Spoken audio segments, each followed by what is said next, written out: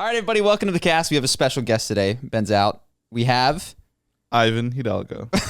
You don't need to dox yourself. Ivan works with us at Charisma on Command. He's crashing with me today, and he has a lot that he wants to share with us. A lot. First things, we could talk about business, though, since we've got Justin and Ivan and me, who traditionally only play League of Legends and Dungeons and Dragons in the same room. Ivan is from Canada, so he's a newcomer, but I want to talk about YouTube titles, which is often a call that we have, but I think makes sense for this. So for both of you guys, and I mentioned this, I find myself on YouTube rewatching movies and videos that I've seen before that are sliced into different size pieces. And I think even as a viewer, like I know that I'm going to watch that same James Bond scene that I've probably seen 25 times. When they isolate the one moment when he knocks a guy out and it has a funny title like "This is what you get for pissing off James Bond" and it's 13 seconds, I still leave satisfied every time. And I've seen them do this with MMA as well. So they'll be like, you know, the most ridiculous roundhouse kick, and it's a 9-second clip of a power kick in some random fight that I've never seen, and I do it. So I think that for us, for everyone who was out there making content, figuring out ways to chop it up for different sized audiences is going to become super, super important, including this podcast and including the main channel.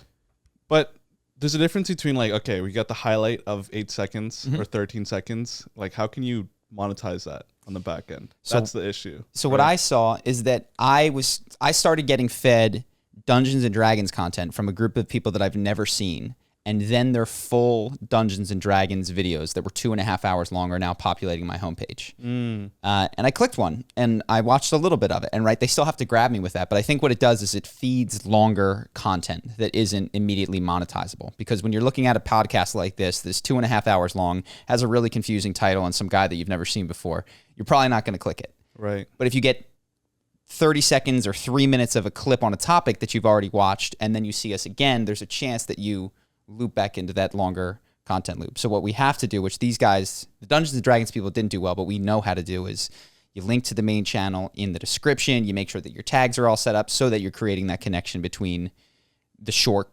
channel and the main content channel. And it should probably pop up in the suggested, right? Yep. Right underneath too. Well, it's not yet for these guys because they haven't built, they have 2 separate channels. They have the shorts channel and their main channel, and there's no link that they built between the original episode and that. So I would go looking for like, what episode is this in? Because this looks like a really cool scene. And I couldn't find it in the description. So that's something that we definitely need to do better. And if you're out there making content, I think it's just something to keep an eye on. You're going to start seeing TikTok style content everywhere, but it's not going to replace long content. It's actually just going to operate as a feeder into it. It's going to supplement it. And we can do it easily too. Because it's like, all right, we make a 1-minute video of Joe Rogan getting annoyed about Neil deGrasse Tyson, and then we link to that video that we made the entire breakdown of Joe Rogan, right? Exactly. And the thing that we also talked about, but I see, is that there's different title formats. Like, for the shorter the content, the more the title becomes the content. So for our videos, it's like how to command respect, and then it's 10 minutes. But for these ones, it's like the setup to a joke or the setup to a moment is the title of it. So it's like, this is what happens when Ryan, what's that guy's name in the UFC who's just a leg lock wizard? Is it Ryan Hall? No idea. I think it's like, this is what happened when Ryan Hall grabs your leg. And then it's 8 seconds long of him just immediately tapping BJ Penn. Yeah. And it's literally half of the video is in the title. Right. And so you would never name a UFC fight YouTube video, "This is what happens when Ryan Hall grabs your leg," because that's not it. It's Ryan Hall versus BJ Penn, UFC, whatever. And so that's what we have to figure out is, what is our format for 5-minute clips? What is our format for 50-second clips? What is the format for longer podcasts? What type of content do you think like that wouldn't work for? Like, I was thinking comedy. You can't really just it works amazing. You just can't have the punchline, like 30 seconds punchline. Don't you need like the build up and like the trance beforehand? So I would think the same thing, except Smosh. I sent you those videos of, it's literally, they have this thing where it's one guy sits in a stool with water in his mouth. Did I send this to you? Okay, the guy sits in a stool with water in his mouth. Pull it up, Justin. The game is, I've been waiting to say that. The game is you have to get the guy in the stool to spit out his water, to do a spit take. And so people come from behind a curtain and they tell jokes.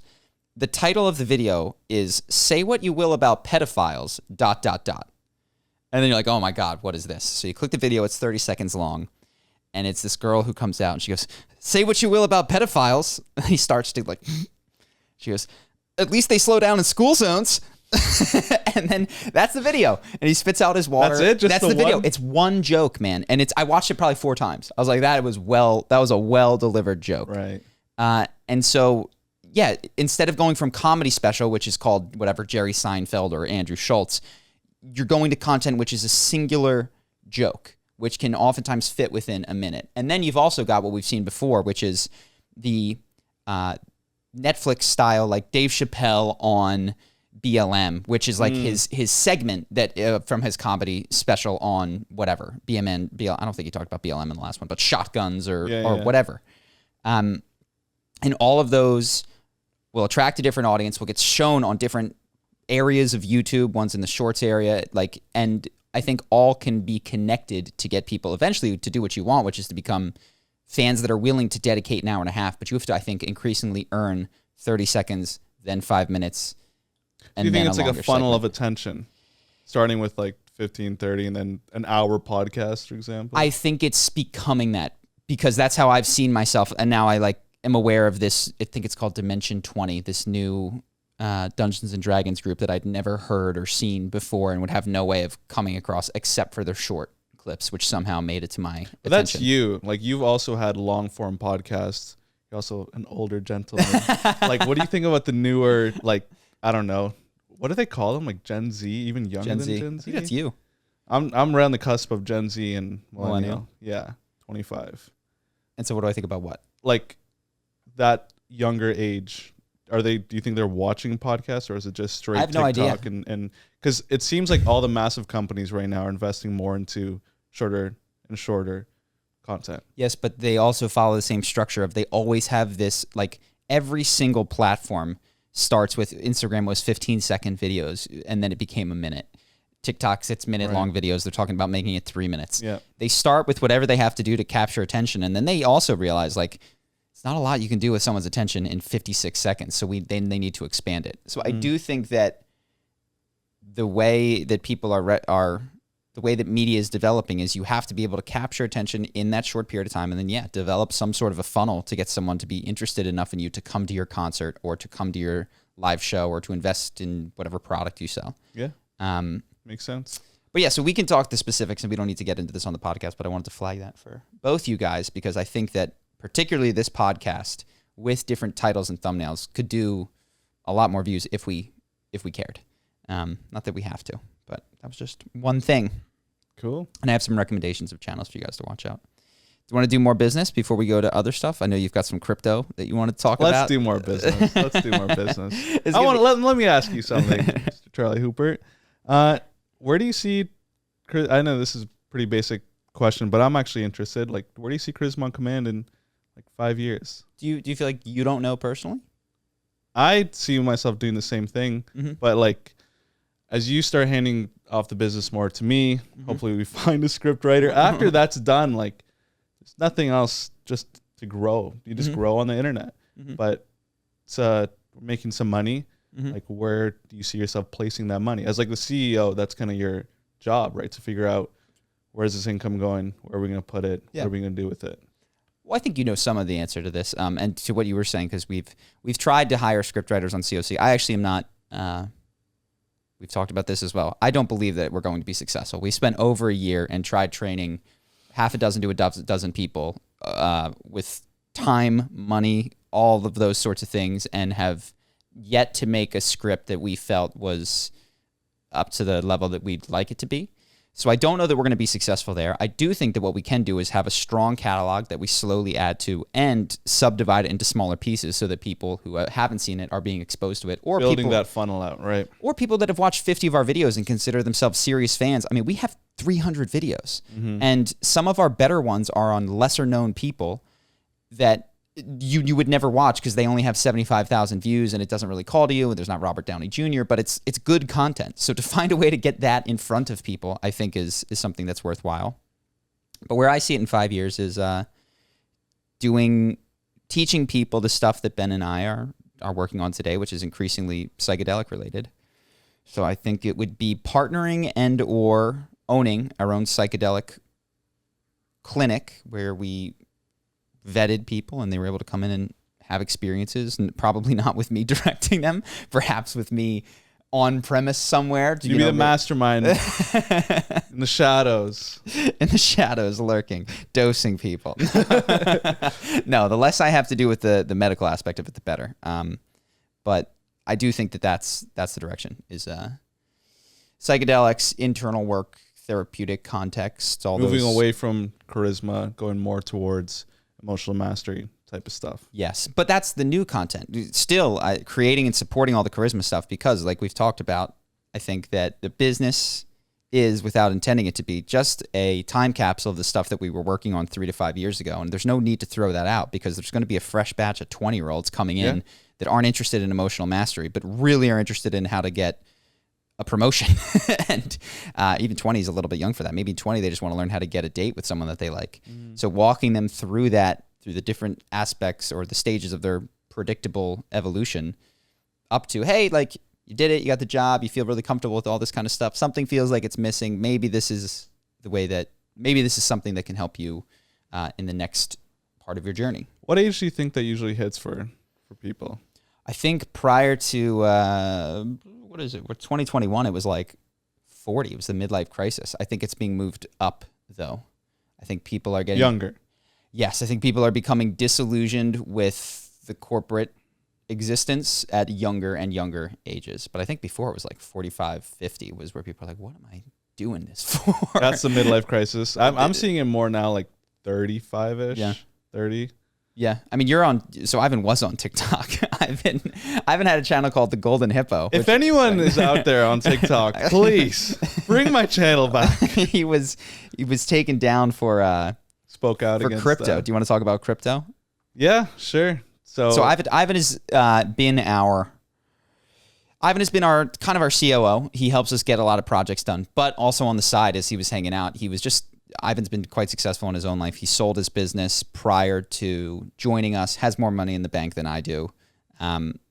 Really wanted to work with us because he likes what we do, and was also making quite a bit of money from his personal investments, which included long-term investments and also ridiculously they're all risky. You were day trading for a minute. Yeah, well, that's how I started. Yeah. And then I went back to it, and I completely failed again. I didn't learn my lesson the first time. Yeah, and it's now it's all you're actually wrong at one point. You have more money in the bank than I do. I have like $0. That's like my investment philosophy. Oh, you have a higher net worth? Yeah. Okay, got it. I don't keep, like, the second I get paid or get any type of income at all, I throw it all into investments because I don't want to see. Well, first off, I'm in a lucky place where I don't need the money consistently. I just like pay the bills. The rest goes straight into investments, whether that's stocks, real estate, or crypto, which has been your favorite. Which has been probably the best investment by far. Yeah, it's only when you crazy. sell. So yeah, we've talked. So crypto prices are insane. They're crazy, and they make no sense. Yeah. Right? Like Ethereum being worth $400 billion doesn't make any sense. Right? There's not much you can do on the blockchain. It's very expensive. It's very slow, but there's so much money in the system right now that everyone's just throwing it at everything that has potential. And that's what we saw. Really, the past year has been like the uprising of younger generation getting into investing. And I think that's because of apps and companies like Robinhood that just make it quick and easy, and it's free to do. And now with the whole crypto phase, like, people are moving out of those what you call meme stocks, like GameStop and AMC and even Tesla at some point. It's just like, oh, it just keeps going up. Yeah. Now they're moving into crypto, and we're seeing some crazy scammers, which I did out on my. So just for a second, Ivan started this Golden Hippo channel, which was his like investing TikTok, and I think mostly it was not particular. It wasn't picks or anything like that. I never. Well, I'm super picky. I only invested in 3 cryptos: Ethereum, Bitcoin, and Cardano. But after a while, I was like, investing is, in my eyes, for the long term, is simple. It's like the hardest part is researching. Take 2 to 3 months to research your investment. Once it fits a certain amount of fundamentals, like principles that you have, all right, then you just dollar cost average in. And you only sell. For people who don't know, that means having a set amount of money that you want to invest into something and not putting it all in on day one, because it could go tanked 20%. So you put in. Tell your story about Cardano. No, there's no story. There's no story. I don't want to talk about the specifics because I don't want to. One of the things that I hate in the crypto space is influencers putting money into a cryptocurrency, then talking about it, and then writing it up. Like Dave Portnoy just did this with SafeMoon, and I think it's despicable, especially after the whole GameStop thing where he acted like a champ and then sold at 80 on the way down and then only announced it after. Like I think that's really sleazy. So I don't want to talk about. You've already mentioned the names, but I'm not heavy into anything. We're not going to move those. And I don't markets. know, and I don't know what I'm doing. Yeah, I know, but I still think it's just it's bad form to encourage investments in something that fundamentally, to be clear, I don't understand at all. The only reason that I have any cryptocurrency is FOMO from from missing out, and then I only put in like far. I think I put in 2% of the money that I had, and then Bitcoin exploded, so it became more than 2% of my money.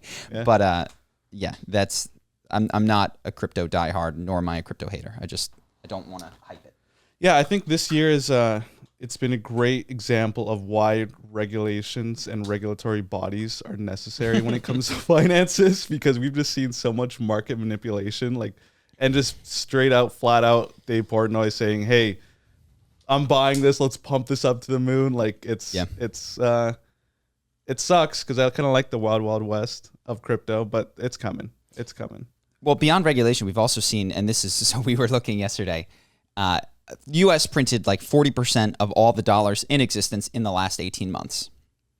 And basic economics says that at some point has to shake out in the term of increased prices or decreased value of your dollar, unless something weird happens, like you win a war or invent nuclear fusion and all of a sudden you're extremely productive or something like that, which we weren't because we were all locked inside for over a year. And so one of the things that we talked about is we were under the impression that Charisma University was selling particularly well throughout the pandemic, and then after, we're like, oh my gosh, like what luck. People are at home and they're buying even more. Didn't make any sense at all. But it did make sense because the sales were particularly spiking on days where the checks were going out, the stimulus checks were going out. Yep. And if you look at it, you look at like the increase that we've had and you subtract 40%, which is what I think in inflation. The rate of inflation. It's not actually the rate of inflation. Like consumer goods have seen far less inflation than that. But at some point, it has to shake out somewhere. Yeah, it depends, man. Lumber is up 200%. Yes, certain things are up 200%. Certain things are only up 5%. But inflation is going to shake out somewhere. And if you subtract some of the inflation out, we go, oh, maybe we weren't growing in the same way that we thought we were. Yeah, you brought up an interesting point. That's my argument against, and that's how I'm investing. I think inflation is not here to stay. I think it's going to come it's here. I think it's only going to stay around for 3 to 6 months because of what you said. There's a deflationary aspect that has to happen, like winning a war, like some type of technological advancement, like nuclear fusion, right? Mm-hmm. I think that's what this whole lockdown really did. Like everything is going more towards tech, and tech is naturally deflationary, right? Why is that? Because it's more productive? Because it's more... Yeah, it makes things less... It gets less expensive over time, right? And you're exactly right. It's more efficient. It's more efficient over time. So that is fighting the force, technology, versus the insane amount of money printing coming in. So I think the reason why we're seeing crazy inflation and all these things are happening right now is because the way inflation is measured, at least the way the Federal Reserve measures inflation, is based off of the last year. So last year, around this time, COVID hit. So are we allowed to say that, by the way? Are we going to get fired? You can say that. Are we good to say COVID? Yes. Okay, cool. Yes, you couldn't at first. Yeah. You can now.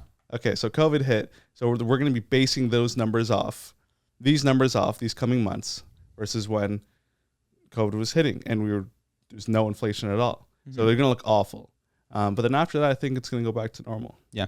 What should we do about, and so you're kind of in charge of this, the wages of our contractors and employees and people that we work with? People have gotten, raises with their job output. Should we peg that to some kind of inflation number? Because I was looking just randomly, I went to go to the foot spa that I go to for massages, and prices were up $5 on a $40 massage, which is 1/8, which is over 10%. And of course that happens from time to time, but I don't think it was purely coincidental. Like I think that we're going to start to see consumer prices, which if that is increasingly moving towards a consumer service, go up. Haven't seen rents rise or anything like that, but should we? I think we should. The question is to what number? How do we peg the wages that we? We're in a weird space because we're international, right? Like it's not like we all work and live in the same environment. So it's like inflation's going to go up some places. It's going to affect some countries more than others. So I think just starting with the conversation, just like, hey, I'm out of curiosity, but also like have a conversation in the background of maybe we should raise this person's wage because price of whatever went up or rents went up in the Philippines, for example, or wherever. Starting with the conversation there, it is interesting. It's harder and harder to get people to work in if they're doing if they're getting minimum wage. Yeah, I've seen in the States, right? Like they were paying people in, I think, Miami. I'm not sure if this is 100% right, but in Miami they were paying people to come in for a McDonald's interview. You know, that was like the buzz headline that I saw. Yeah, that's what I saw. Yeah. Is that true? That's insane. I don't know, but I mean, it's obvious if you're collecting unemployment benefits and they are similar to or exceed what you're going to make by flipping burgers for 40 hours a week, obviously you're going to not do that. And again, this is only going to stay until the checks run out, and they're going to run out September. That's when things should go back to normal. And for me, that's when I'm like, okay, that's when I'm going to think about, okay, should I stop investing in, because this is not financial advice, but I take super high risk, and then I have very calm investments, calm being gold that doesn't move at all, just sits. And then super high risk is all tech stocks and all crypto. And I just plow money into there whenever. And I'm not going to sell in 10 years. But you're young, you're 25. I'm 25. I can take that, right? And I can wait a long time. And I don't like touching. I don't like selling at all. I'm not good at selling. But my plan is, okay, if my theory is correct and inflation's only here for the next 3 to 6 months, then I'm just going to keep doing what I'm doing. And if not, then I'm in big trouble. You think inflation's only here for the next 3 to 6 months? Yeah. Because the way they're going to measure it, the way that the Fed is measuring it. Well, forget how Fed is measuring. Here's my question. You're actually Canadian, but say you're in the U.S. You had $1 in 2019 or $5 in 2019. Do you think that you will be able to purchase the same amount of consumer goods? Well, okay, well, so the Fed wants inflation. That's a good thing for them. Well, to start, can you just clarify what you think will happen? Do you think that you'll be able to purchase much less with your $5 going forward? That's just what happens, right? We're living in a type of economy where you print tons of money. Obviously, the value of the dollar goes down, and then it's not that the house is getting more expensive; it's that your dollar is getting less valuable. So you have to use more of those to purchase goods. Well, why do you think that inflation is only here to stay for 3 to 6 months? Then, if you think this type of crazy hyperinflation for with wood, where things are up 266% for the cost, and that's raw materials. The prices apparently, according to a video from Jake Tran that I have not double checked, are super high. And there's a ton of reasons for that. It's not just because of the money printing. It's a bunch of stuff happened, like the Suez Canal stopped everything from moving for a long time. Like that impacted things, and it's going to keep impacting things for months to come. It's that little short stoppage. So yeah, that's my thesis. Let's see if I'm right. I don't know. I'm scared, but I don't know. Neither of us has any idea. I'm just afraid. Yeah, like I view incorrectly, I think, macroeconomics like microeconomics, which is to say, if I don't know, if I had a certain amount of stuff between, if I had a little economy in my family where you could pay to not do chores and that sort of thing, and I injected 40% into the money stream, I would expect the price of not doing chores to rise 40%. It would happen in short order because it's a smaller economy there, but who knows what complicating factors exist. Macroeconomy is like astrology. It's just like, who knows? I'm not really sure, because we can't really trust. The majority of the market trusts the Federal Reserve and their numbers, but some of them don't. And at the end of the day, it's just like, what do people believe in? Just like the dollar, right? It's like, we believe it works, so it works. Same thing with macro numbers. Yeah. We believe them, so let's keep investing the way we've been investing. Got it. Well, no more speculation here because I don't really know. I did have one more business thing, I think.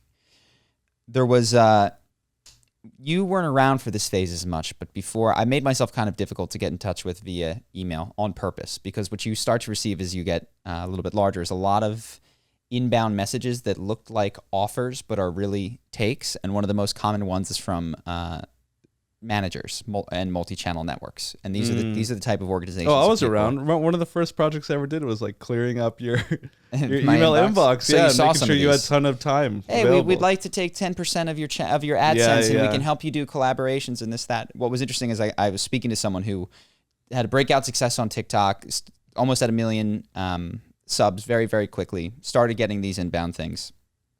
And what this person said that they wanted was they just wanted to feel established, which is why they were going to say yes. I was like, but what can't you do that this person can do? I don't know. They can get brand deals. I was like, we can get brand deals. Just reach out to the brands.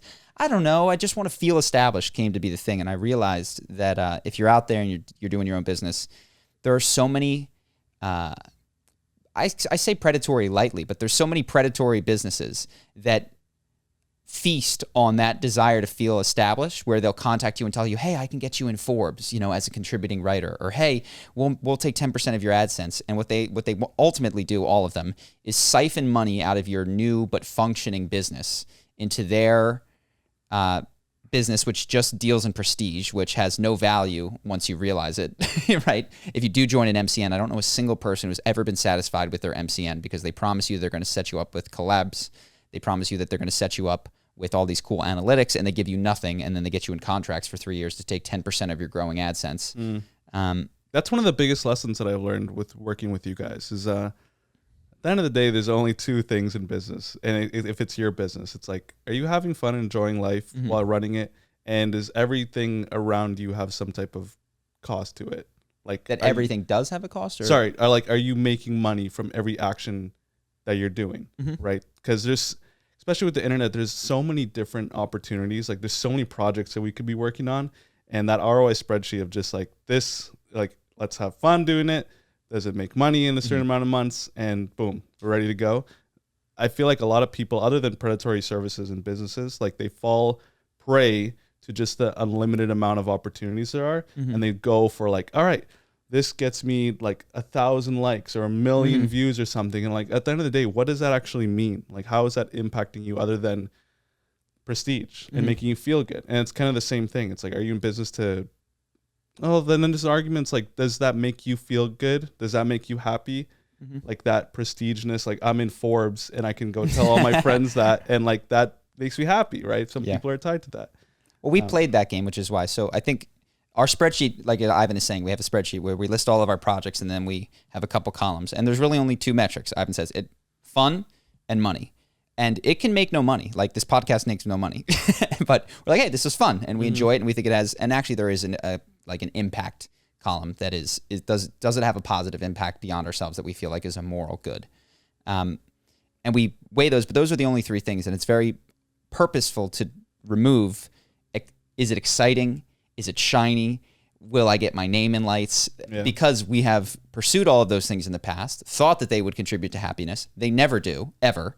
Like they're only exciting at the beginning. Once you achieve getting the blue check or getting the 1,000 likes, it's completely empty and meaningless, and you just want more, and you don't even have any money to show for it at the end of the day. So that's why we do those sort of spreadsheets, is just to focus, I think, on the three priorities, which is like fun, money, does do something good.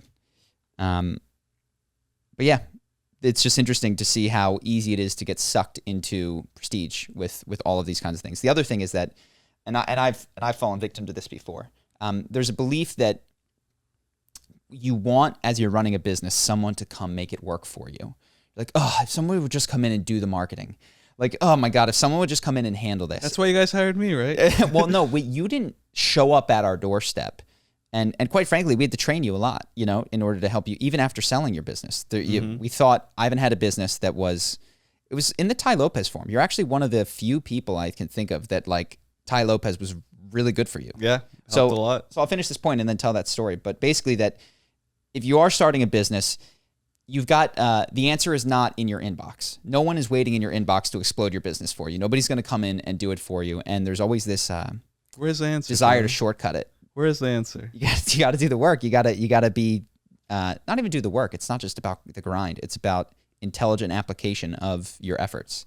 But other people, if they could do that, would not be waiting in your inbox to do it on your behalf for the business that you're primarily the owner of. Yeah. All these people that want to come in and partner with you, in my experience, it's siphon every time. But that doesn't mean that you can't find partners. It's just they're not looking for you in most cases. So in any event, do you want to tell a little bit about your Tai Lopez thing? Because I think it is interesting. We say Tai Lopez, but that's one of the like 20 courses that I took. But you did social media marketing agency, which is digital marketing. Straight up what he was teaching people to do, right? Yeah. So took Tai Lopez's course and a bunch of other ones, and I learned how to do digital marketing. I was working in sales before. I had a business called Legal Shield before, and I was just selling legal plans. Took his courses, learned some digital marketing, and it was the early years of digital marketing. And I built a business where I had about 21 dental clinics. By the time I sold, I had 23. And it was fantastic. And I was speaking with Henry, your younger brother, today or yesterday, and I was saying, like, if I had no money in the bank and I need to start a business again, it's that. It's because you only need 2 skills: sales and digital marketing. Because there's a ton of businesses right now that don't know what they're doing. Well, to be clear, so you're kind of using buzzwords that people might not use. I don't know about Legal Shield, but the second one that you were going into dentist's office and saying, hey, let me run your new customer acquisition on Facebook. That was nerve-wracking. The first guy I hired was a sales guy because I did not like it. So I did that. And then you were going onto Facebook, and when people would, move to new town, you would target them with a Facebook ad, be like, need dental care, like, free first cleaning or so I drove around a lot. So like every town I split into sometimes halves, sometimes quarters, because the way you can advertise on Facebook is by like geography, like this number of kilometers or miles since I'm in the States, and in a certain radius. So that's what I would do, and I would like own that spot for that dental clinic, right? Because a lot of people they make the mistake, not to get too technical, of like overlapping their people and overlapping their clients. So 2 competing dentists, and now you guys are cannibalizing one another's sales. Yeah. So I did that, and I sold that, and then just out of the blue, I saw a video of Charlie in Brazil looking tan and wonderful. No, you saw that, and then you sold your business. You weren't going to sell. That's true. You guys kind of convinced me to sell it. Yeah. You're like, what are you doing? I was like, I don't really like what I'm doing. Yeah. Well, you say that you would you still tell people to do that? Because you're the one person I know that's done it well. What I see far more often are people coming up to small and medium-sized businesses saying that they're going to run their Instagram and going for the metric of likes. And they're like, look, we've got 3,000 followers and 400 likes. And they're like, yeah, but no one came to my restaurant. Like that doesn't help me. So you're one of the few people I know that was able to actually deliver more money to their clients than they took in fees. And I think it was because you were in a fairly open market with a very high ticket person. Like once you go to a dentist, if you don't move and he doesn't screw up, that's your dentist for the rest of your life. Yeah, the LTV for a client LTV is lifetime value, it's like, by the way. Yeah, sorry. It's okay. Keep using all these buzzwords. I'm used to speaking to an audience that doesn't have all the same assumptions as I might. So the lifetime value of a client going into a dental clinic on average is $2,000. So I was charging, my max package was $20,000. So if I got 10, gravy, right? Yeah. For the month. But that's not the case necessarily with what I see a lot of people doing in these social media marketing agencies, would you still recommend it today? Like you don't think that field has been collapsed upon? Because I saw like people doing it with dentists and then chiropractors, and then every high value thing started to get moved in, at least in every major area. Well, I think monopolies have moved in now. Like they've moved in and purchased all the good assets and the good people. Like somebody bought yours. Yeah, exactly. And I don't know how it is in the States, but that's what happened to me. That's what a couple of my friends in Facebook groups that I used to follow, all their stuff got bought out. And so do you think that there's still space because there are people out there that for sure. If you want to make like $10,000 a month, which is a lot of money, you could have like 4 or 5 clients. There's so many businesses out there that need help selling. Let me play devil's advocate, and you can fight me on this. Agencies seem like such a frustrating business model. It's awful. No, I'm not arguing that. Like that is because you're doing sales, which I don't like. You're sitting in front of a computer and doing digital marketing, which is not fun. And then the worst part is you're working with clients and you have a job. Yeah. Again. So there's not a lot of several freedom. bosses instead of one, essentially. Exactly. Yeah. Several bosses. There's not a lot of freedom, but and it doesn't really, it's not pure scale. Like the nice thing about digital courses is the difference between selling one and selling 100 is not a ton. It's maybe a little bit more like server space. Mm-hmm. But for you to scale up operations, you got to get an extra sale guy, and then you got to get an extra account manager, and like it's more and more headaches come in. More and more individuals required to serve more and more people. Mm-hmm. So okay, interesting. That can be your recommendation. It's different than what I would have expected, though. Why? What would you go with? I wouldn't recommend agencies. Really? Everyone I know who ran an agency, they're like, it was fun. But I would never, ever, ever in a million years do it again. And they were doing it 5 to 10 years ago when it was a less crowded space. Before Tai Lopez told everyone and their brother to try an agency. If you had $0, what business would you start today? If I had $0 and I couldn't do, I mean, I would do YouTube because that's my expertise. Pretend that I didn't have YouTube expertise. Yeah, no expertise. You had to learn something really quick. I mean, this is what I've told people. I would go to the 4-hour work week. I would make a list of all of my hobbies and a list of everything that the world needed. Right now, what am I really good at? I've gotten hyper specialized, but I would be like, oh, I like Dungeons and Dragons. Is there any space for a Dungeons and Dragons thing? You know, I'm getting wrist pain from playing League of Legends. Has that been taken care of? You know what I mean? Like I would start looking into the problems that I encounter and the things that I'm good at in my life and just see if the solution had been made. And that might be a product, but it would be a product and or service to a niche audience, which is of course what you were selling, but it wouldn't be an agency. It would be something that could be scaled either through manufacturing or ideally digitally. Right. I don't think it would be a service that got larger and larger and larger. Like it wouldn't be a coaching industry business where I had to hire more coaches to teach more people or more account managers to manage more accounts or anything like that. Got it. I like lean. Yeah, I mean, you see. Yeah. Yeah. We're in Ben's apartment right now. Like it's very skinny. Do you think we're moving to a point where, because this whole working for someone 9 to 5 is fairly new, right? It's only like 80 to 100 years old.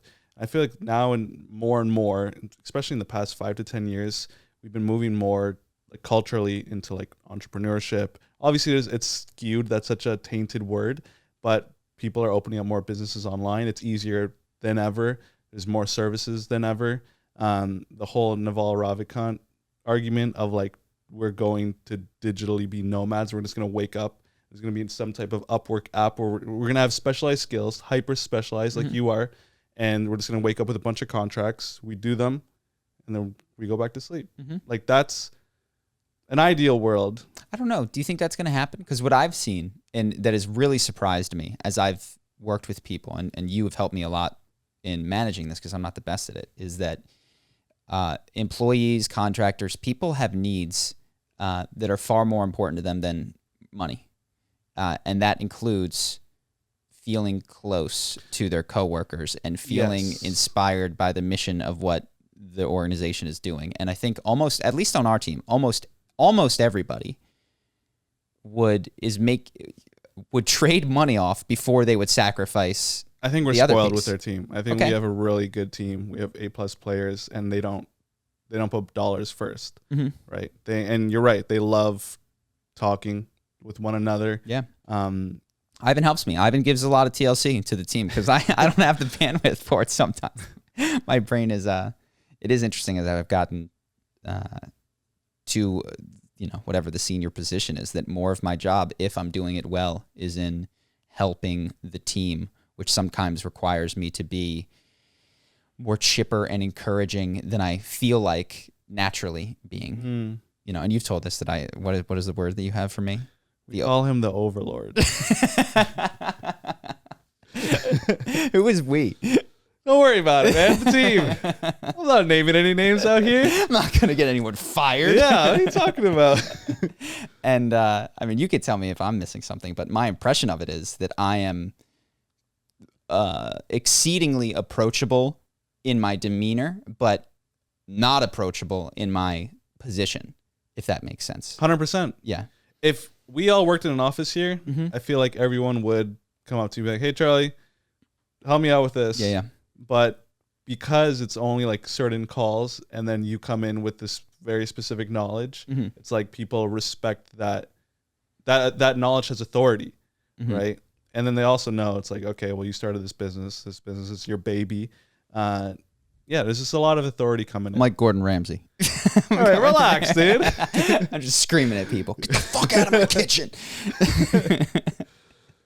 No, but overall, I think having both you and Ben as bosses, even though that's so weird to say because I don't really see you guys as bosses. I don't think anyone actually does. Just people with very... What about you, Justin? Tell the truth. Tell the truth, Justin. How do you feel? Me, when people ask me, I just say you guys are my bosses. Yeah. But I might not feel like that because I don't normally play League of Legends with my bosses or Dungeons and Dragons. That's like very atypical. Yeah. Well, it's you guys are very... I don't know if the right word is dynamic, but you're very different. Ben and I. And the way you approach problems. Like Ben is very like, let's get this done perfectly. We're gonna have a plan, and here is everything that we're gonna do. And you're just like, yeah, let's give it a shot. Interesting. Let's do it. And then you help afterwards, like as it's going on. In the way that we interact with you guys, meaning that I will let you take first crack, is what you're saying? Yeah. Exactly. You're a lot less hands off.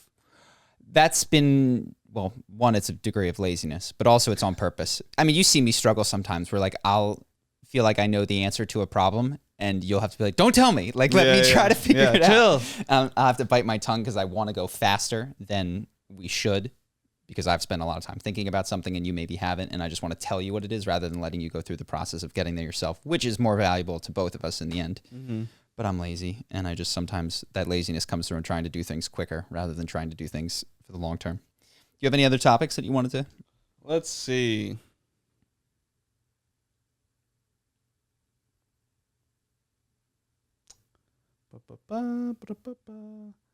Meet Kevin for governor. I wish I could vote for you, Meet Kevin. This state is a mess. What do you think? You live here. You have the right to vote. Meet Kevin is a YouTuber. Who is running for governor of California. And he's running against Gavin Newsom, who was recalled, or at least there was the initial, I don't know what technically the term is, but there was an initial vote to say, will there be a recall election? And the answer was yes. And now the different candidates can run against him in the middle of his term, essentially. And so Meet Kevin, who is a YouTuber, who is kind of a finance guy and an investment guy, is running for governor of California. And you've been a follower, a disciple. I've been a follower since I'm a disciple of Meet Kevin. I've been following him since he had like 20,000 subscribers. Now he has like 1.45 million. Yeah. He's a smart guy. Seems like an ethical guy, but at the end of the day, I don't know him.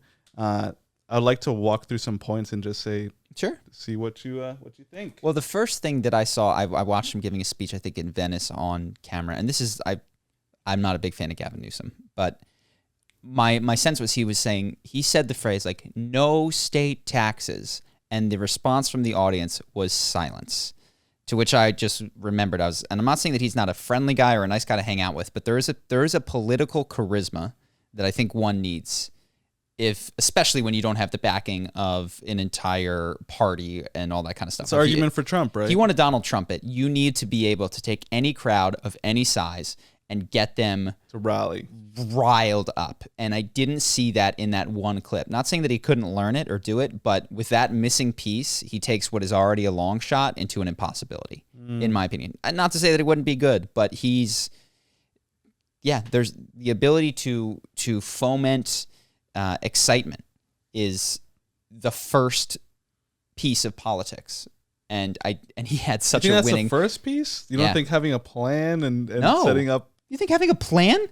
I think it'd be nice if that were the world. You think you have to have a plan? I don't think you need a plan. I think that you need to be able literally so just what popularity I said, to drive excitement. Yeah. Right. And then if you have a plan, great. That'll make you that'll probably make you a good official. But winning an election is I do not think about having a clarity or even a plan at all. It's just about getting people to vote for you. All right. Well, let's go through these points. All right. Pull it up, Justin. All right. Number one, like you said, no state income tax on the first $250,000 of income. No California tax return required. I won't go through all the little points, but yeah, what do you think about that? I don't know. I'm not. I like philosophically. I don't know how to practically implement this because there's a lot of when it comes to taxes, there's a lot of weird ways that incentives can drive the opposite behavior from what you'd like. I think that wealthy people should pay more. There should be progressive income tax. I agree. I think that wealthy people should pay considerably more. It seems like a wealth tax might be the cleanest way to get there. Can you explain that? Wealthy people don't always make straight income. There's different kinds of income they have. They can defer their income. They can take loans out because they own a company that's worth billions of dollars and technically have no income, but just borrow against the company such that they are never taxed on their income. They can continually invest in new real estate things like Donald Trump did.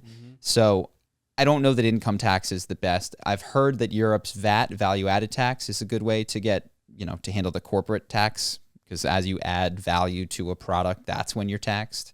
But yeah, so I don't know. Maybe that's a good thing. Maybe that's not a good thing. But generally speaking, I'm for wealthy people spending more of their money. I do think that California has gotten to an obscene level of taxes, though. Yeah, that's the cut and dry, right? Like, you raise the taxes more and more, people are just going to leave. And we've been seeing that, right? Well, this is, so I think I'm a fairly wealthy California resident. I live in Santa Monica. The on the ground feel is that, and this can be like a boo-hoo feeling, but it is, I think shared, is that California hates you is kind of how it feels. like the government, that the government doesn't like you is the feeling that you get if you make a lot of money. And I'm in the bottom of, I would say, the 1% of California, right? Because I have the YouTube channel, we generate money, but it's that they see you kind of as the problem is part of it. And additionally, what has been interesting is I think there's an increasing distrust in the California government to actually use that money effectively. When I lived here 3-4 years ago, it was a cleaner, nicer place to live in. The taxes were the same, and we've watched services fall apart. I remember, man. I remember when I first started coming here 3 years ago, I used to go walk down a couple of blocks down into Box and Burn, and there was like maybe one homeless person. I wouldn't even notice him. And now, over the years, it's like it's a city of homeless people everywhere. And that leads into the second point. Well, just to finish that thought, sure. I don't have any sense that more taxes to California makes social problems any better. The issue is the management of money. Seems like a bottomless pit of problems that they don't solve by taking more of your money. And in fact, that they're administratively seems to be doing things worse. So I like the idea of government spending a ton of my money to solve homelessness. And I don't mean pay for homes. I mean figure out the root causes of it and address them at the root causes. I really like that as an idea. I would spend even more of the my effective tax rate if there was an actual solution that worked. I would go even higher than I'm spending, but I don't have faith in them to do that. Why is that not a thing? Why can't we know where the tax money is going? Why is it not a thing? I'm sure that's a very complicated question that I don't know the answer to. I suppose there's practical reasons why it's very hard to track money, but also they don't want you to see necessarily where your money is going. Conspiracy. I worked in the government. I worked at a private consulting firm, and government is necessary. And I watched how easy and wasteful it is at the same time. The firm that I worked at would always make their biggest contracts at the end of the fiscal year because what the government agencies know is that if you don't spend the money, they're going to cut your budget. So they would give us projects that were not necessary, where essentially we'd spend then months doing reports on how they could save money that they would not implement because they weren't interested in the first place. There was a lot of posturing for their boss so that they could get an improvement. And that's the problem with government, is that their incentives are not aligned to be productive. Their incentives are aligned to, they don't need productivity in order to continue to get revenues from their citizenry, right? They don't need to actually be more productive. They just need to raise taxes. And in individual departments, print tons of money. They don't need to actually effectively do a service. They just need to convince the people who allocate budgets that they should get a raise. So, that problem, I saw it firsthand. It was frustrating. It was one of the reasons that I left. I was like, they're not even, I'm working hard on these things that they're not even, They don't care about. they don't care. They're not even doing it. They're not even trying. We would find, it was boring stuff, but we would find, for instance, that they were buying all of their toilet paper. They weren't bundling it, right? They were like buying it in one-offs. So we're like, okay, if you guys bundle this stuff and you buy it, you can get this expected discount and this thing. They're just like, yeah, fuck it. We don't want to. The servicemen don't like that. Fine. You know what I mean? Like they want to be able to go in with their government issued card and purchase it one-offs. But we told you this is what we were going to do. We told you that we were going to find ways that you could, which items you could take together, bundle So them. what was your department exactly? What were you doing? Just cutting? No. What we were doing was, it was a lot of cost saving stuff, a lot of Excel. And so I would just get these massive documents of everything that the government bought, every product that they bought, every price that they paid. And so I could still be missing elements of it. Like, oh, this one we had to pay more for because it was on short notice or whatever. But there were still things that we found in there. Like, hey, when you purchase from this particular vendor, it costs more money. And we'd ask, do they do anything different? No, but this guy's got a relationship with them. So, you know what I mean? And it was just like, okay, well, you're spending, it's not huge, but you're spending 5% more and you're purchasing millions of dollars of it. Like you could pay for everything that you spent on us just by not using that particular distributor. And for whatever internal reasons, they didn't care often. Now, that's not to say always. Sometimes they would, but far more often than I was comfortable with, shit moves slow or not at all. And so it was frustrating. Damn. All right. Well, that's why you're an Excel wizard. All right. Number 2, homeless emergency. We've spoken about this before. Homeless emergency. Housing for all homeless within 60 days via emergency powers. I don't know what that means. Medical and substance, mental health, and educational support immediately available. 3 meals per day and centralized support for all homeless immediately. No one lives on the streets in our state anymore within 60 days. Do you think that's possible? I don't know. What I would like to see is just split testing. Like I think short-term split tests are excellent ideas, and they should treat neighborhoods in certain ways and just find out which, like if providing them all with housing, 3 square meals, educational services, and mental health, drug rehabilitation services is effective, then roll it out everywhere. But I also don't think like the idea that he's going to come in, no offense, Kevin, with no experience to my knowledge in mental health services or homeless, and he's going to solve a problem that is proven intractable in 2 months is ludicrous. Yeah. And I understand he has to say that. I don't fault him. He's fine. He's politicking, but I suspect that's not how it's going to go were he elected. Got it. But I am totally for his attitude of like, we're going to solve this. We're going to figure this out. And I think the answer is a bunch of different tests to see what works, and also research into other cities as to what has worked or hasn't worked in the past. Got it. This next point is my favorite point. It's to home. I think you're going to like it too. Future schools. At 14, students have a choice to attend a future school. Combines college, trade school, high school, and financial education. Students graduate debt-free, for free, at 18, ready for career placement, in partnership with small, medium, and large businesses throughout California. So essentially it's right now it's a massive business. This Jake Tran fellow is amazing. He did a great mini doc video on schools and business, how they're businesses, right? And how really the student is the product. And we're seeing it now. So many people, this is the age-old conversation. So many people are coming out with useless degrees.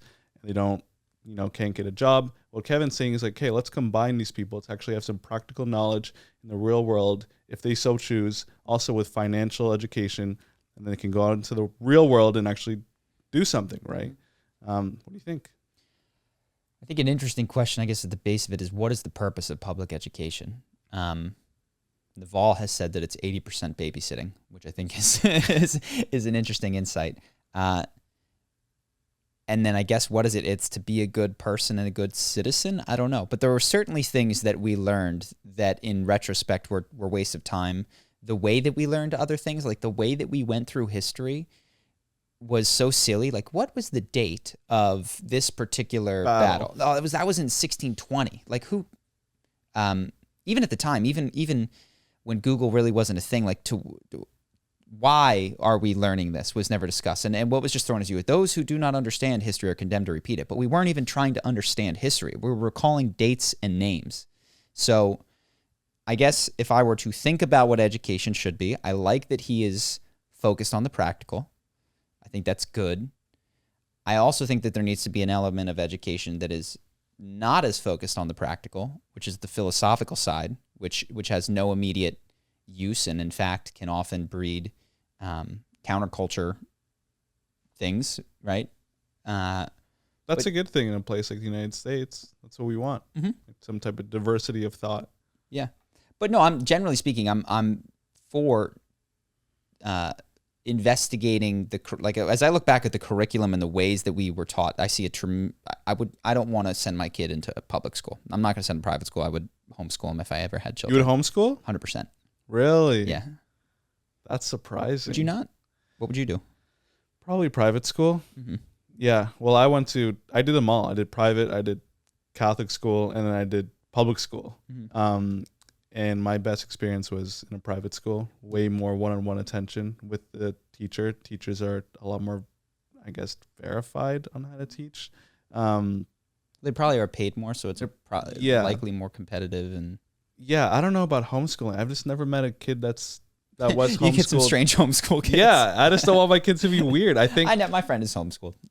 He's a weird guy? He's my most successful friend. Oh, really? Yeah. Cool. Well, I think there's always Most pros and cons. successful traditionally. Right. He's got a lot of cash in the bank. He's got a lot of crypto. Yeah. I'm not homeschooled. It's not me. There's pros and cons. I think homeschool, yeah, you get to think outside of the box. You get more attention. You get to learn more from your parents. Mm-hmm. But you don't get the necessary challenges of like being potentially bullied or seeing bullying. I agree. Something so or sports. I think he says it's 80%. 80 Naval is something like 80% babysitting, 19% socialization, 1% education. And I do agree that having to mix with a group of cretins, you know what I mean? Just like these worst kids ever, that are not, their parents didn't pay for them to go somewhere nice. Like there's value in that. And not that, I grew up in the suburbs. It wasn't like super hard knock life, but just having to mix with a bunch of different kids is valuable. And I do, that is my one worry about homeschooling if I were to have kids, is that it would lead them socially stunted. But I think that there's solutions around that where you can get like a group of kids that are homeschooled. Yeah, and I think you also need to leave kids alone with other kids for periods of time to like see what happens, sort out the weird Lord of the Flies stuff that goes on when kids are left by themselves. Builds character. I think it's important. Well, Gabor Mate, you know him? No. Gabor Mate is a trauma psychologist who is Tim Ferriss's a fan. He's had him on the podcast, all that kind of stuff. One of the things that he says is that one of the main problems in today's society is that we have outsourced parenting to the peer group. And that according to him, if you look back how kids were raised, like kids slept on their mother, between their mother and their father, like for hundreds of thousands of years. Till what age? I'm going back like 10,000 years. Got it. Like there's no public school. Like they're learning next to their mother and their father and their other tribe people. And obviously they spend time with kids, but the amount of adult time that we had was far higher. Now what we have is all the adults go off into these workplaces, no kids allowed. One adult stewards 30 children, and mostly the children raise themselves. And a lot of the traumas that people have today come from their time being surrounded by other kids.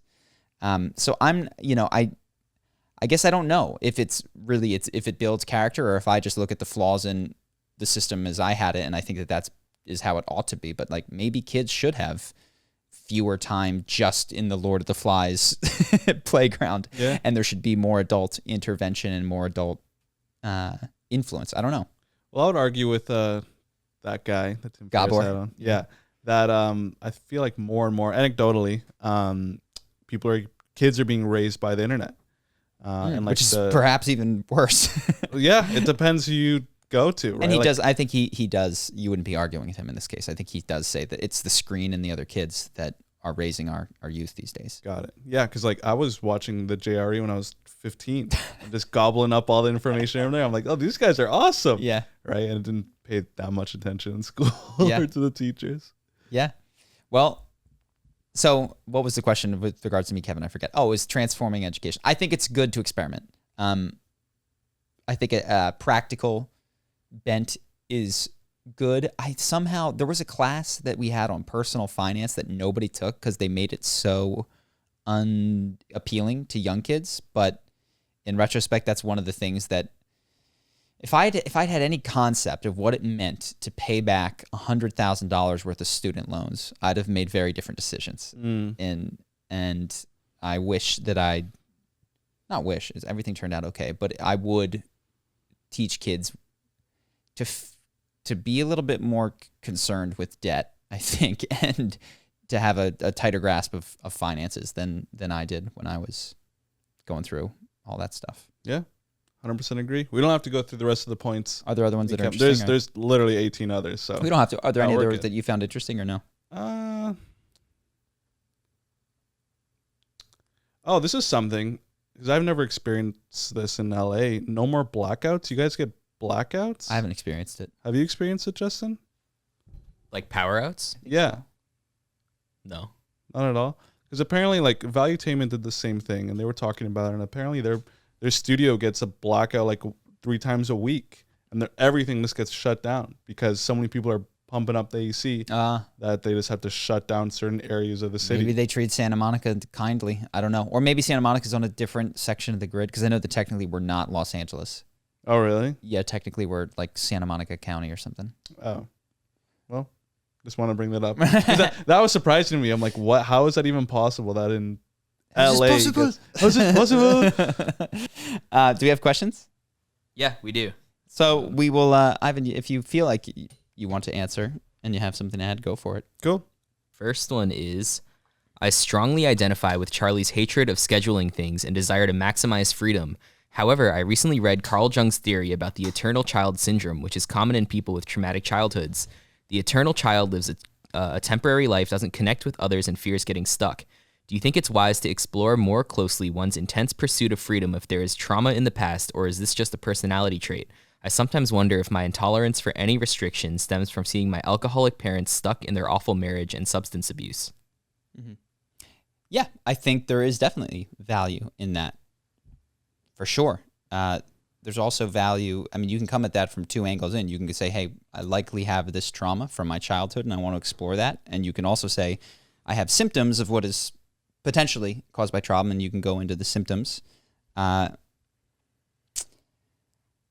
older I get, the more I see that like everybody's personality is a culmination of their past, which includes trauma. So everything that I am is a bit of a trauma response. And I think what the question is, which of those responses are hindering my flourishing and hindering your flourishing? There's a degree to which you could argue, like, I don't like commitment in a million forms, that is hindering me. I would love to discuss it with someone who felt differently. Actually, this is a thing. So Jordan Peterson, I was watching, and he's so big on marriage, and we've kind of talked about it on the podcast, and he really speaks very disparagingly of my approach, which is like I get in relationships, but I do not want to put a ring on any finger, and I don't want to make a promise that I can't keep, or that would be highly difficult to keep. And that's like the value of marriage for him, is that even when it's hard, you have to stick together. And to me, that's the entire argument against marriage. But didn't he's speaking for a culture as a whole? He's saying like culturally it's best for society. I agree with him. All the men to be married. No, I totally agree with him on a cultural thing. And you could argue that I'm not doing my Kantian duty by like living in a way that I wish everyone else would. But yeah, I agree. It's good for culturally. It's good for the a stable marriage to be a foundational unit of society. But he does also argue for the individual. And I'd be curious what he felt about my particular case, and maybe one day we'll have him on. But maybe the older you get. Right now you're a young guy. Yeah. Right? You don't have to commit. Well, I'm also at an age, which is interesting, where it's not clear. I'm 33. People around me are committing.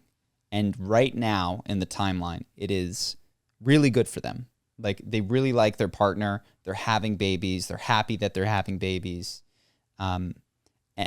We will see is kind of how I feel, though, because as much as I don't want this for any of the people that I care about, it is very likely that some portion of them, we'll see how big it is, wind up disliking and despising their partner, getting divorces, and having tremendous issues around the 40s and whatever, which is just, that is the arc.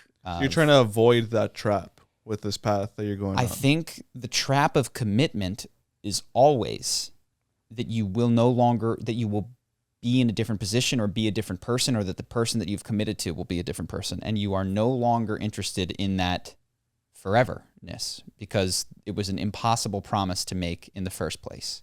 That I will love you forever is an ideal but impossible promise.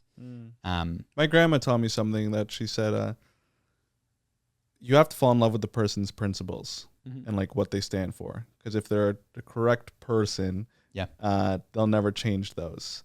Not the flashy stuff on top. And I feel like a lot of people now just fall in love with the flashy stuff on top. What do you think about that statement? I think that's a way to, I think what people try to do and were successful in earlier generations, I don't even know if they were more. I think they probably just had more unhappy marriages. They stuck around. You can stack the deck in your favor. You can wait till after you're 30 to get married. You can marry someone based on principles and not just physical attraction. You can do all sorts of things. And there's obviously no guarantees in life at all, but this is a particularly uncertain area. It's not like you're 99% likely to stay together. Even if you do everything right, you're probably more like 80% likely, which is still a huge 20% of a devastating divorce. And when I see what divorce has done to people, it seems too risky and then the benefit that I'm promised is a depth of relationship. But I don't know. I have my friends. I love when I'm dating someone. I love that woman. Like, there's no empty hole that you're trying to fill. The only potential empty hole would be bank account after a divorce. No, would be children, and I have not yet felt the desire for that. So I don't know. But I've strayed from the question. Bit. I've strayed from the question. Is it a problem? It's worth looking into. It is something that I look into. I remain open to changing my opinion about commitment, and I'm not. It's not something that I am committed to for life. I guess this is the thing. I have no commitments. I won't even defend my unwillingness to commit. I might change my mind on that. What a paradox. That's the ultimate. What about the quote that's if you don't stand for anything, you'll fall over for everything, or something like that? Yeah, I think that there's What do you say to that? What do you say to that? Charlie Hooper?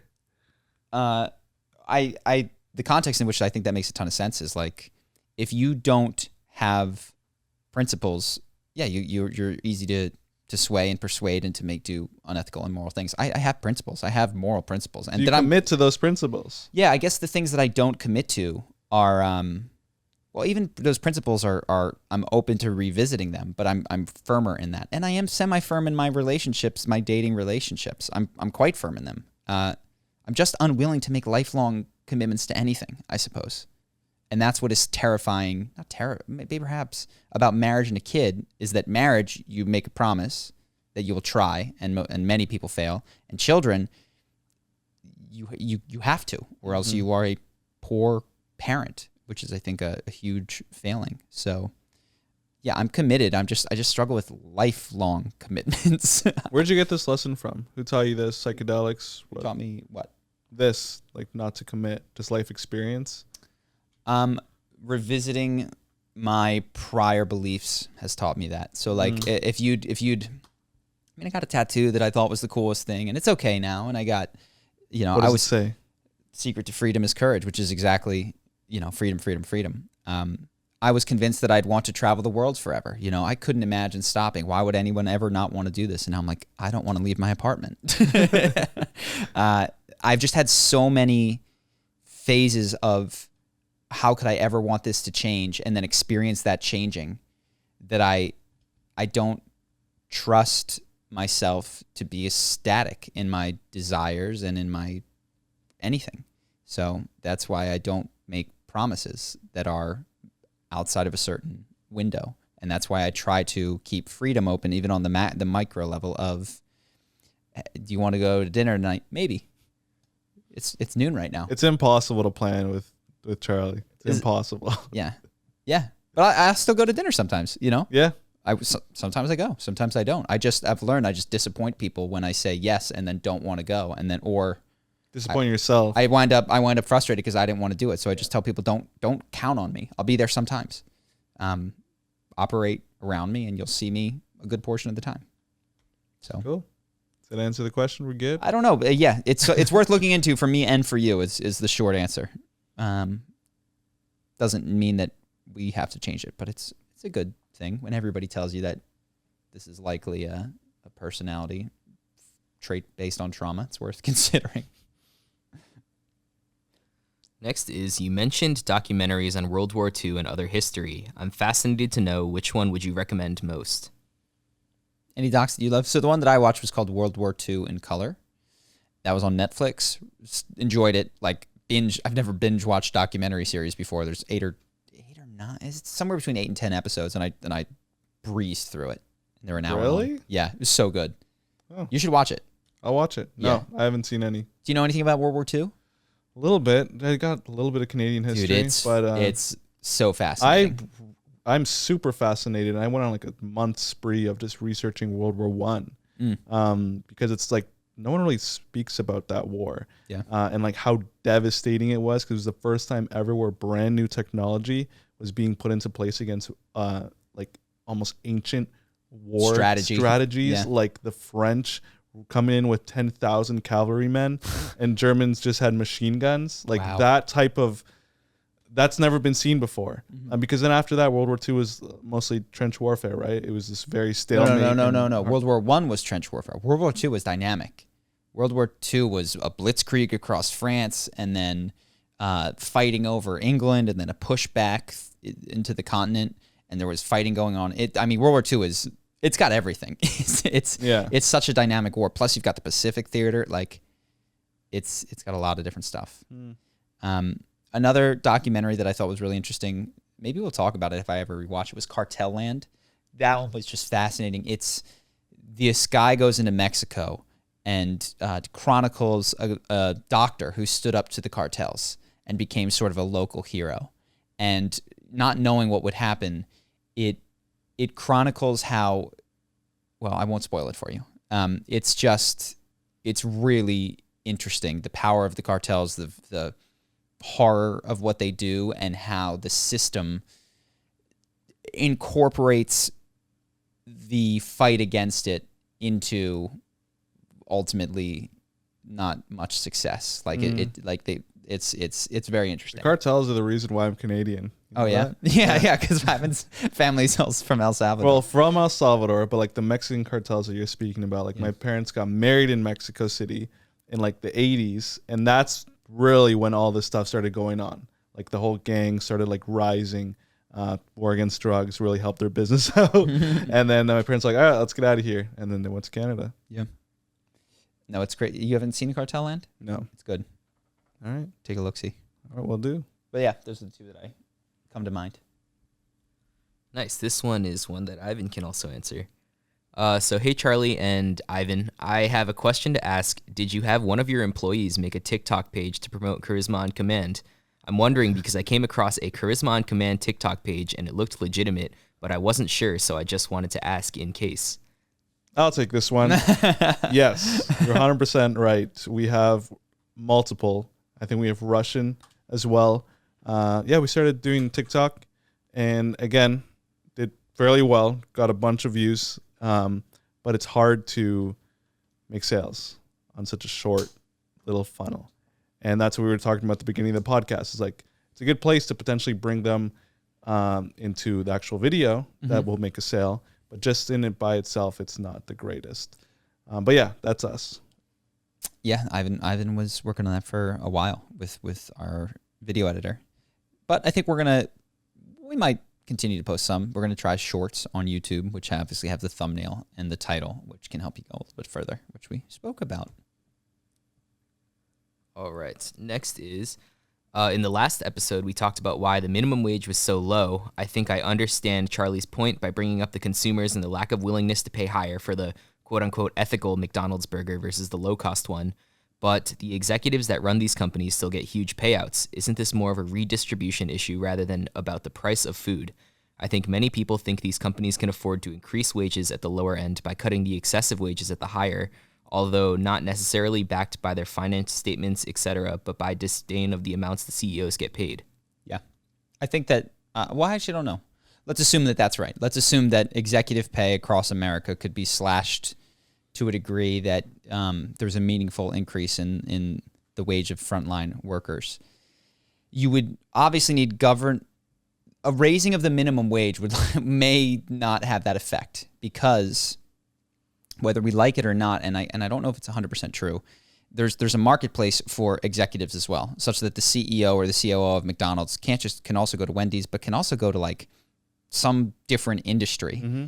And I don't know if it's true because I've never been in one of those big corporate organizations, but it seems like those people are capable of occasionally having such a dramatic impact that they generate through their presence hundreds of millions or billions of dollars by changing the strategy of an organization. And that means if they can have that amount of impact, that the organizations bidding for them to come work there can pay them millions and millions and millions of dollars.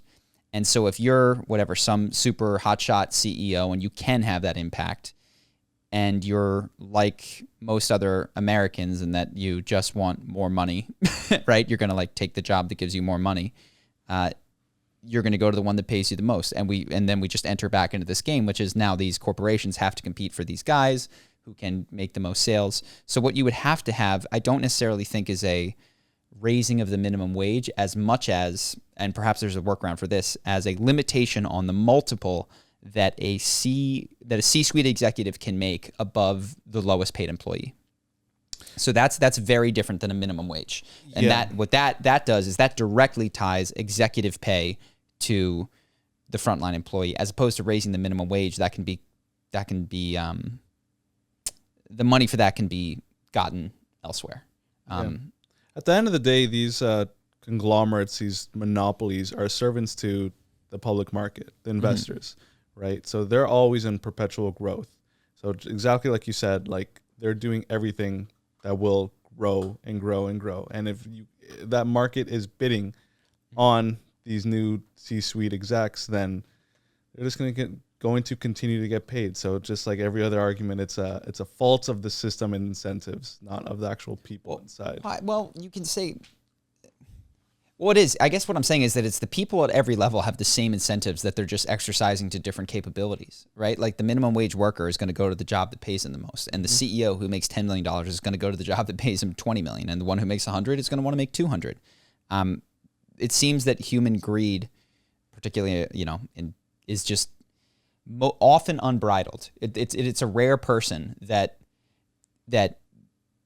takes the lower paying job, and if they do, then they're not the cutthroat guy that is going to succeed at that thing. So I was even just thinking as you were talking, what I suggested, which I've heard suggested before, is the idea that you would tie CEO pay to the frontline employee pay, so that you can only make 30 times more than a frontline employee or something. But then what people would do is automate as much of the business as they could, fire all of their frontline employees, and such that there was only like CEO engineers who were making $250,000 a year and a bunch of robots, and then they could make the same amount of money. So yeah, it's tough. I think with legislation, what you're often doing is you're fighting against like the force of human nature, which in this case is to maximize one's self-interest. And I don't want to say just human nature. It's human nature plus cultural teachings plus religion or lack of religion teachings to tell people what to value. And you can legislate around it all you want by raising the minimum wage and doing all sorts of things. And I think that can have some sort of positive effect, but you're fighting an uphill battle against what just the direction that people will find workarounds to that. So am I for the raising of the federal minimum wage? I actually don't have a strong opinion. I don't know a lot about it, but I do suspect that you know what? Honestly, it's not going to have a big impact. Go for it. You know, like if people are clamoring for it. Milton Friedman would say that, you know, Milton Friedman? Yep. He would say that you're just screwing the people on the bottom who now have no skills but can't even get a job. They can't lower the cost of their labor to compete and to learn skills. It's a big complicated. That's what I was going to say. It's like, especially now, like you really have to have the ability to learn new skills quickly. Well, I feel like money would be, in terms of the government, where could you intervene? Could you demand that businesses pay people more? I feel like it would be to have valuable free education, and I don't mean K through 12, and I don't mean college. I mean like practical, genuine, valuable free education to take that person who can only command a minimum wage and help them go, forget minimum wage. I can command more than that. You know, like I have this skill because I went to this particular program. That seems like it would be better than demanding that a business that doesn't want the Walmart greeter to make any more money because they don't really feel like they need them, or they feel like anyone can do this to teach, I guess, to raise the productivity level of the American workforce. And let me be clear, I am not advocating free college education because I do not think that college comes anywhere near doing that. And we've talked about that a ton. On the and podcast. Also legislation, it's like they do one foul swoop where they're like looking at Walmart and these big guys, but also there's small mom and pop shops that now have to raise the prices on everything for those minimum wage workers that are buying from there, right? So it's like this kind of never-ending circle of, are you really helping? Well, this is the question. It's like, who can absorb the minimum wage better? Amazon? Oh no, they're going to get they're going to rightfully pay billions of dollars. Okay, they can take that. Easy. The small business that was barely hanging on against Amazon, that has much tighter margins and doesn't have economies of scale, like all of a sudden their prices have to go up dramatically to reflect it. Jeff Bezos makes a little bit less money, but guess what? Now he owns every single niche in America because you've effectively made the one thing that the small business could compete against, which was Amazon, man. They just bought what do they buy? MGM, the lion face. Yeah, he owns buying everything. He's got everything. So yeah, I don't know. This is the weirdness of macroeconomics, is that you try to do one thing and you get a completely different outcome. So I don't have strong policy ideas on macro, or like, I guess I would say here's my strongest thing. Instead of doing it federally, do it. That's why I like the states. See what works best. And I would say what works best is not what makes the GDP go the highest, but what raises the quality of, median quality of life the highest. Measure that as best you can, and then roll that out. If that's no minimum wage, great. If that's $28 minimum wage, great. That would be what I would do. Yep. Cool. Last is, the YouTube algorithm has hooked me in with the Dragon's Den's clips, and I've been binging them for the past week as a guilty pleasure. But the idea crossed my mind, and I wonder if Ben and Charlie would be interested in doing a breakdown of some of the best and worst business ideas in the show and what a fresh entrepreneur can do to help get investors interested in their product. It mixes both the business and charisma aspect of what Charlie and Ben like to discuss. Yeah, Ben just did one on Shark Tank, so I'll let him know. I think the business... Didn't we do that exact thing? So he took it from a charisma perspective, because the truth is that's where we're better. Like, I think sometimes... people, myself included, because they have had success in one area in business, can extend that to think that they can evaluate the business model of anything and give it a pass or a fail grade. So we could do that. It might be interesting to take crack at. And some of them are so patently flimsy that you don't need to be an expert to see that they're not good ideas. Yeah. But then also, like, some of the biggest successes on Shark Tank was there was this sponge that you put your fingers in, and it was like a smiley face. And are you serious? Yeah. And I was like, I look at this, and there's nothing wrong with the business model, but I go, this is dumb. And then it's like the most successful thing that has ever been on Shark Tank was a dish thing with a smiley face built into it and two fingers, and you hold it like this. That's hilarious. Yeah, two fingers for the eyes and one for the smile. It's just, I don't get it. So yeah, I'll let Ben know. I think that's it for today. Thank you, Ivanos. Thanks for having me, man. For joining. I think Ben will be back next week. But if you want to see more, we're going to have a little bit extra on Patreon because Ben is not here. We're going to take this 1 week and not have him. But generally speaking, we take another hour or so, answer questions, digress as often as we do when answering them and basically have a full other podcast. So if you want to support us, you can check that out. Also, if you want to buy our courses, we got Charisma University. If you're interested in any of the business stuff that we talked about, I believe it's ebenpagantraining.com/charisma is the business course that I most recommend to beginners. And I think it's $99 if you use that link, and it's I think $1,000 if you don't. So Wow. yeah, pretty cool discount. Good. So that's it for today. Hope that you guys enjoyed the cast. See you next time. Peace. Adios.